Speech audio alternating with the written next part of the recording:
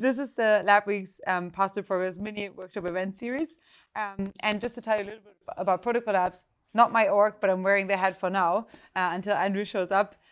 They are basically like a network company, one could say at this point, with 3 different focus areas. One is securing the internet and establishing digital human rights.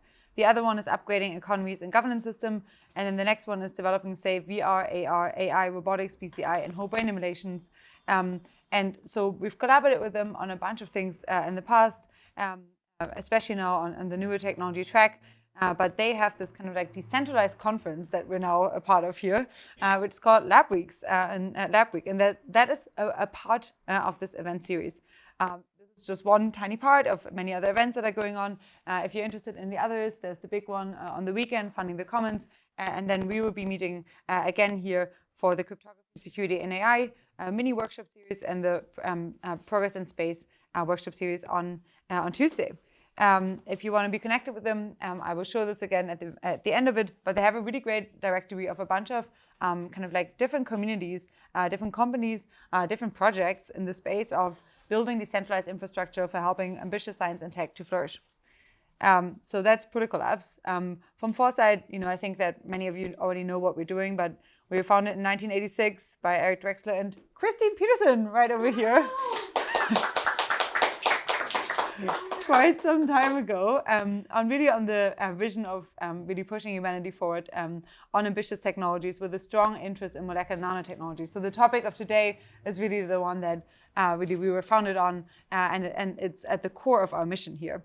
And we really focus on supporting a variety of science and tech that is kind of like too ambitious, too interdisciplinary, too early stage for legacy institutions to support, and have a variety of different technology tracks, with nanotech being, I think, the one that I for sure think is like still the most undervalued in the space today. So this is one of many other events. If you're interested in joining the other ones, feel free to do so. That's on Monday and Tuesday. You will get links to all of this sent out. But I think what we're doing here today is really trying to think about like almost on a micro scale. No, I wouldn't quite go that far to say nanoscale, because then I would be lynched by folks that have very concrete definitions about what that means. But doing like a kind of like micro workshop of usually our technical workshops in that space that are usually like 2 days long. They're like about 60 people. They're usually at like a university or so, to think about how we can help ambitious molecular nanotechnology progress forward. And so that's kind of quite a mouthful, and it's like a really, I think, still quite undervalued space. And so we're trying to do this here kind of like in a rapid fire succession. And so this won't be quite as extensive as a normal workshop, but nevertheless, it's a workshop. So I think an interesting part of this one is specifically that we have lots of people here also that are more coming from the kind of decentralized tooling space. So that is crypto builders, funders, and other folks that are interested in using more decentralized technologies for really helping humanity flourish, including Andrew here from Protocol Labs. Thank you so much for joining and for enabling us to do this. It's been quite the blast already in the past few days. So today, let's think about kind of that intersection between these tools and between the molecular nanotechnology space. Like, are there specific R&D mechanisms and questions that we really should be solving in the molecular nanotechnology space that have been kind of, long forgotten, or that really have been passed over, that we just didn't really quite have the right tools or even perhaps conceptual frameworks to think about, right? I mean, the big one, of course, there is funding, but there's also a lot of coordination that needs to happen in that space to move things forward. And so there's lots of really interesting new tools in the research and funding front that the decentralized kind of like space is building. So let's draw on that a bit today. So it will be very interdisciplinary. So for all of the scientists in the room, don't go too much into the weeds. Like, I know our technical workshops, and I'm often just like, I have to rewatch the recordings to understand even like the broad outline of it. Take people from a different discipline by the hand and really like make sure that they're like roughly onboarded to why this field is exciting and what we can be building with these technologies. And you guys in the kind of like in the more crypto R&D and DeSci space, like think about what do you know from the toolkit that you have that could help this kind of like pretty ambitious and kind of like gradually emerging and continuously emerging field forward. So if I could ask you to please open up the workshop document. This is the doc that you will be collaborating on throughout the rest of the day. And it's at foresight.pub/nanolabweek. You can upload. You can open it on your phone. If you have a computer, amazing. But this is to help make sure that you guys can also connect across each other and collaborate with each other throughout the breakouts. So this will be our collaboration doc for the rest of today. I'll briefly walk you through just like roughly what you can expect here. It would be wonderful if we could take a few minutes, and you can do so also do this through the presentations, and especially if you're speaking, we also definitely want to hear from you to think about, if you think about nanotechnology pathways, especially for you scientists in the room, what is a high impact but underexplored pathway to really the ambitious goals of molecular nanotechnology? Drop that down here. It can just be a few keywords. If you know what is holding that pathway back, it can be a specific R&D challenge. It is probably related to funding, I would guess, in this space. Drop it down here. And if you already know what a better mechanism for this could look like, in an ideal world, like what would you want to see here to really help R&D in this field along? Feel free to just drop it in here. What we'll be doing after, I'll give you some time to do this now, but what we're really hoping for you to do this, like take notes if you hear like an interesting bit on that, also doing the presentations that you are really interested in exploring in breakouts. We will have a few presentations and like rapid fire round. They'll be really short. We have a few fantastic presenters, quite a few actually. And after the presentations, we'll be going back into the table and we'll be kind of like down selecting from the different kind of like areas that you mentioned here, a few that you really want to explore. And then we have like very small group discussions of those that are really interested in the field. And if we all converge on one, that's also fine. But often people tend to want to explore different aspects of the problem. And then we'll be reconvening here. And if you have like a new idea for like actually how to move this field along, it would be absolutely wonderful to hear. We are hoping to really distribute this widely and to have this inform our various work, on which I'll share perhaps now a little bit. Okay, maybe to onboard you, just roughly like why do we think this path is important?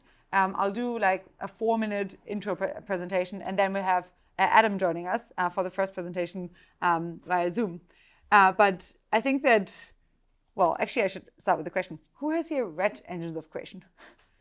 Okay, good. Well, it's kind of like the Bible for the Foresight community. It's kind of like the book, I guess, that much of the Foresight kind of like projects were founded on. It was published in around 1987. I thought it was even 1986, but here we go. And Eric laid out this world in, imagine a world where the gadgets and goods that run our society are produced not in far-flung supply chains of industrial facilities, but in compact, even desktop-scale machines.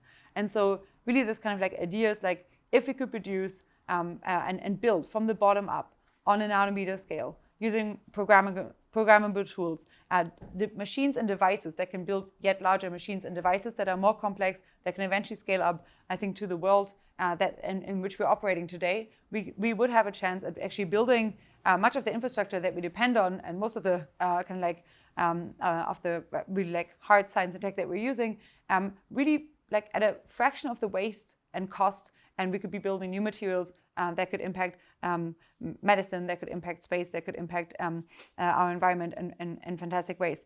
Now, where could this be going? This is another book that was published by one of our previous presidents, Josh Storrs-Hall, and it was summarized as saying, nanotechnology could replicate the entire capital stock of the United States, every single building, factory, highway, railroad, bridge, airplane, train, automobile, truck, and ship in a mere week. That would correspond to US GDP of $4 quadrillion per year, around 160 times as high as it is today. That's Eldorado summing up some of the bits that Josh was discussing here. Now that is like really ambitious. We are not really quite there yet. We're quite far from it at this moment in time. But people have been thinking quite ambitiously about this in the future. This is from a long, long time ago, 1995, where people were really like thinking that we would be much, much further along already on many of the kind of goals that molecular nanotechnology is kind of like envisioning. This is Eric Drexler here predicting. That's Nick Szabo, who many people in crypto definitely know, and then Mark Miller, who is a senior fellow at Foresight as well. And so I think what you can see here is that expectations and ambitions were really high for this field, but really like we've kind of fallen behind, specifically in this area. Like I think many of Foresight's categories are like undervalued, but this is the one where I continuously think this is the one that is at the cusp of possibly creating something really quite extraordinary, but we're really just not quite there yet in terms of funding interest, really mostly. Now, at Foresight, we've been trying to do a variety of different programs to kind of like help that field along, and that has been kind of like the cornerstone of most of our programs, really the Nanotech one. But we've been given out the Feynman Prize in Molecular Nanotechnology, and one of the prizes that we gave out, I think it was in 2007 or 8, we gave it out to Sir Fraser Stoddart, and then I think in 2016 it was that he got the Nobel Prize for pretty similar work, and so it was like a long time coming. We were like relatively early at I think spotting that there was something really ambitious happening there. So it is really getting traction in the scientific arena now, right? Like, and a Nobel Prize is nothing to, I guess, entirely frown upon, but I think that we need to be pushing forward. We have a variety of seminar series that I think some of you have already presented in, many of you are a part of. We have a fellowship in this area and so forth, but really I think where the rubber hits the road are these technical workshops that we do really on a regular basis, on an annual basis right now. And I think we've held a lot of them over the years. The last one I think was the most interesting one. If you're interested, I can share the document again, but there were just a few really interesting, I think, developments in the space that I think really tell us that there's something that we could perhaps finally build, that we can build on the different emerging building blocks that have emerged throughout the last 38 years since our foundation, or since our formation, to kind of like build towards more ambitious molecular nanotechnology goals. So there's obviously, I think, and we hear a little bit more about that today, but a lot of really interesting work and protein nanomachines that is happening on one side. Then in a like rather, I guess, perhaps like separate field, DNA nanotechnology has really progressed massively. This is Will Shi, who also won a Feynman Prize a bit earlier. We have like really like kind of like interesting new approaches emerging, but then also some interesting progress again on like STM and AFM. And so I think that like putting all of these very, very disparate fields together to actually build from the ground up is really, really difficult. But I think last but not least, one thing that has really kind of like emerged in the perhaps last 5 years is that we have much better computing tooling. So this is a project from HP, and that was actually like I think co-founded with Eric Drexler together, and that is really focusing much on the modeling and simulation aspects of nanotechnology to try to push that field forward. Anyways, we invited a bunch of these people together to actually figure out, okay, can we build with these various different subfields something that actually resembles more something like a molecular 3D printer, right? That would be like a really good prototype. We've had a ton of really interesting proposals in that space. If you're interested, I really encourage you to check it out. We have a molecular 3D printer, molecular breadboard, molecular Legos. There were a variety of different, like pretty interdisciplinary approaches for like slotting the different fields together. Now, the problem, I think the big one is that this is an interdisciplinary effort that requires multiple years, that requires a lot of funding, that requires like a real program direction to move this field forward. And so I think that's really the cusp of where we're currently standing. Now, with that being said, I want to see if I can give it over to Adam, who's joining us.